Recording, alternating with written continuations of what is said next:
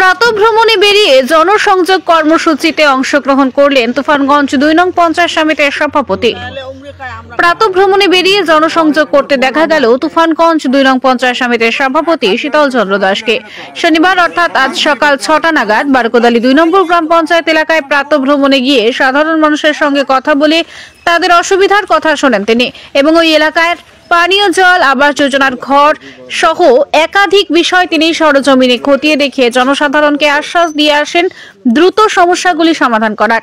এই প্রাতঃভ্রমণে অংশ নেন বারকোদালি ২ নম্বর অঞ্চলের সভাপতি, বুথ সভাপতি সহ একাধিক তৃণমূল কংগ্রেস কর্মী সমর্থকেরা।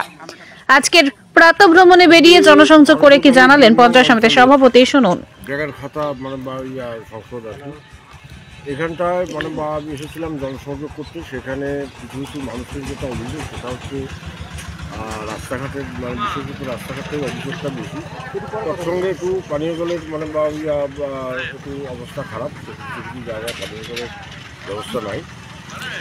এবং আমাদের বর্তমানে যেটা আবাসন প্রকল্প হিসেবে আমাদের বাংলার বাড়ি মুখ্যমন্ত্রী যেটা দিচ্ছেন সেটাও কিছু কিছু বাড়িতে ঢুকেছি, তারা সঠিকভাবে পাচ্ছে কিনা এটাও আমরা দেখলাম জনসংযোগ। আপনি বেশ কিছুদিন থেকে প্রাতঃভ্রমণে বেরিয়ে জনসংযোগ করছেন, আপনার এলাকায় কতগুলো গ্রাম পঞ্চায়েত এখনো ঘুরে দেখেছেন? আমি মোটামুটি আমাদের ব্লকে প্রায় অঞ্চলেই আমি ঢুকেছি আর কি। তো কিছু কিছু জায়গাগুলো যেগুলো বাকি রয়েছে আর কি, সেই জায়গাগুলোতে এখন ঢুকে সেটাকে দেখার চেষ্টা করি। আপনার নাম এবং দায়িত্ব বলবেন। নাম শীতল চন্দ্র দাস, তুফানগঞ্জ ২ পঞ্চায়েত সমিতি সভাপতি। ধন্যবাদ। এটা তো ভালো লাগারই কথা।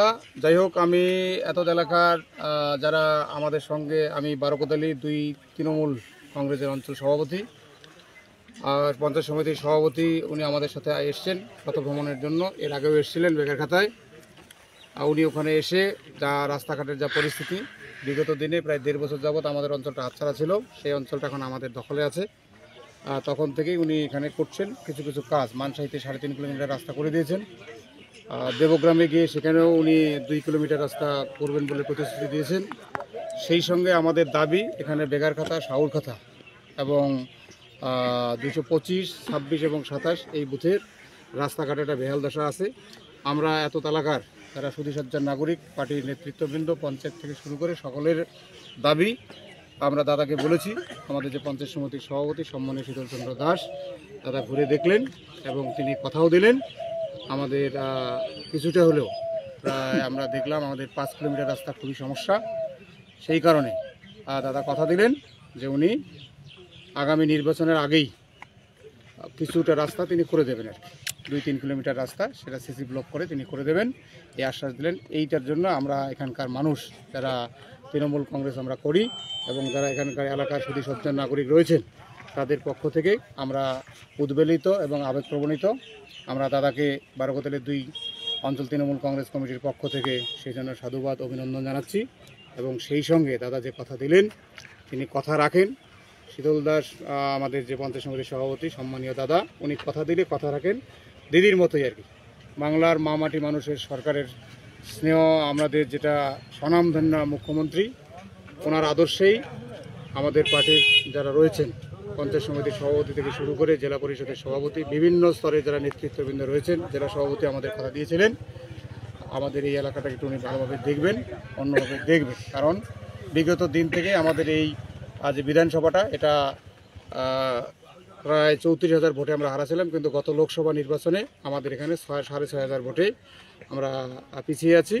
কিন্তু আমরা আগামীতে কথা দিচ্ছে, কথা পাবলিকের সঙ্গে কথা বলে, জনগণের সাথে কথা বলে যেটা আমরা বুঝতে পেরেছি, আগামী দিনে আমাদের এই জায়গাটা রিকভারি হবে এবং এখানে বিরোধী শক্তি যেটা সাম্প্রদায়িক শক্তি বিজেপি, আমরা এটাকে উৎখাত করব।